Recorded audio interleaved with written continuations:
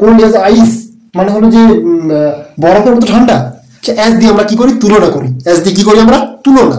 আমরা সবসময় বলি যে ছেলেটি দুধের মতো সাদা রে, বা আজকে একটা ছেলে বধুর বাড়িতে জন্ম নিল, বাবা দুধের মতো সাদা, মেয়েটি দুধের মতো সাদা। এই বাক্যগুলো আমরা কিভাবে লিখবো তা আমরা জানবো। চলুন দেখি। দ্য বয়, ছেলেটি is as white as a milk. ছেলেটি, দ্য বয়, ছেলেটি ইজ হয়, অ্যাজ হোয়াইট সাদা, অ্যাজ মিল্ক দুধের মতো, অ্যাজ মানে মতো, ঠিক আছে। এখানে আমরা দ্য বয় বাদ দিয়ে অন্য কিছু দিতেই পারি, কেমন?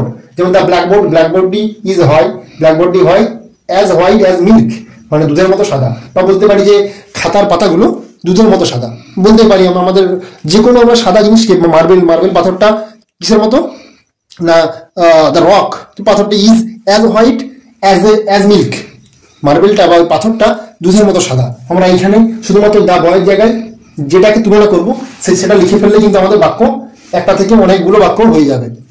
এরপর আমরা যদি বলি এখানে বিউটিফুল অ্যাজ রোজ, মেয়েটি গোলাপের মতো সুন্দর বা সুন্দরী। The girl is as beautiful as a rose, কেমন? আচ্ছা, এখানে আমি যদি বলি যে বাড়ির ডিজাইনটা, the design of the house, the designing of the house is as beautiful as a rose. বাড়ির ডিজাইনটা কেমন না, গোলাপের মতো সুন্দর।